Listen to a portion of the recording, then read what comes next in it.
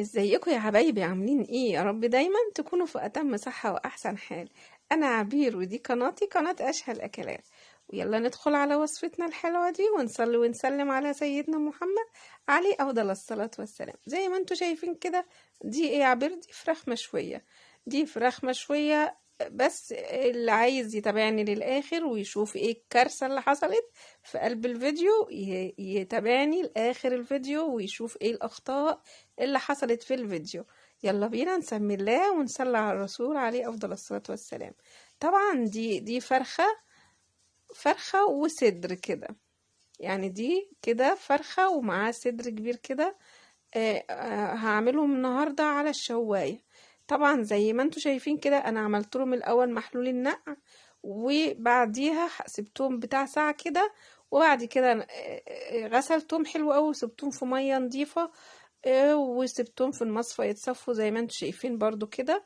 وده جبت بقى ايه البهارات بتاعتي: الزعتر والفلفل والبابريكا والروزماري وشوية كركم وشوية بهار من ايه بهارات اللحمة وبهارات الاكل، يعني زي ما انتوا تحبوا البهارات اللي انتوا بتحطوها.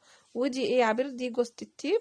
انا طبعا هاخدها كده وابشر حتة وارجعها وقتين، يعني احطها عليه اي زي ما انتوا شايفين كده.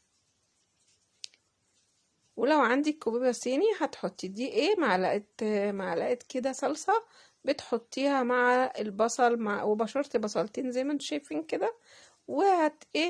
هتقلبي كله في بعضه، وطبعا ملح مع التوابل وكل ده. هتعملي ايه بقى؟ هنتبل الفرخة بتاعتنا كده زي ما انتوا هتشوفوا كده. انا طبعا دي نص الفرخة، قطعاه بالطول كده زي ما انتوا شايفين. ده اللي هو الصدر. دي نص الفرخة، انا قطعاه بالطول كده طوليا كده زي ما انتوا شايفين. اللي يشوفها يقول دي فرخة، لو انتي عاملاها كده تقولي ده فرخة بحالها.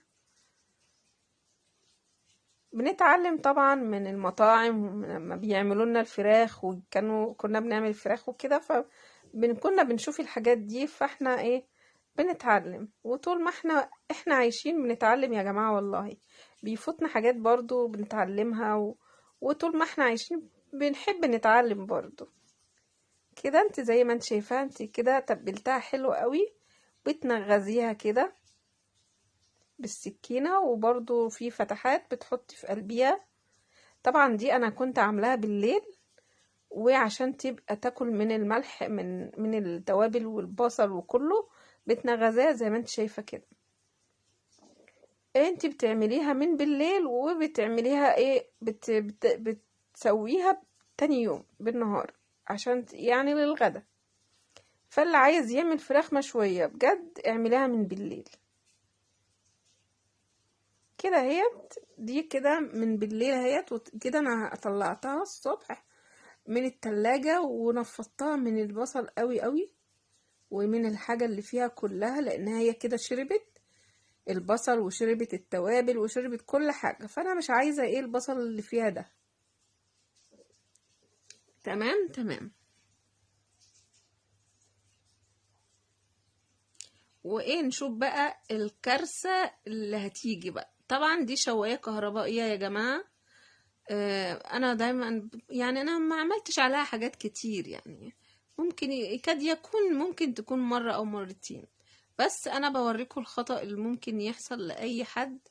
لا قدر الله يا رب، ويعافينا جميعا يا رب، ويا رب تسلم لكل اي حد يبقى بيعمل حاجة زي كده. طبعا انا شويتها وكانت زي الفل وماشية زي السكينة في الحلاوة كده. هو تمام تمام لغاية كده زي الفل، ولغاية كده حلوة قوي. هيحصل ايه بقى يا عبير؟ شوفوا بقى اللي هيحصل. طبعا الفرخة كل ما بتستوي كل ما بتنزل السوائل بتاعتها، فبتنزل على الشمعة بتاعت الشواية. فانا علشان اعمل كده ما تنزلش على الشمعة وتولع، لازم اكون حاطة في القعر كده مية. انا ما حطيتش مية في الوقت ده، ما حطيتيش ميه في الوقت ده. ولعت الشوايه دي جزء من الشوايه بعد ما كانت مولعه كلها يا جماعه، كانت هتولع في البيت كله. بس الحمد لله، قدر الله ما شاء فعل. الحمد لله، ولحقت الموقف، وقمت واخدة الفرخة، كملت سواها، حطيتها في القارب على الشبكة كده بتاعة الشواية، وفي في الفرن التاني العادي ده بتاع البوتاجاز، وقمت مكملة سواها.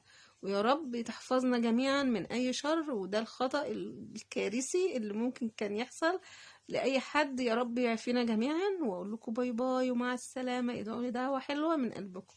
مع السلامة، لايكات كتير، باي باي.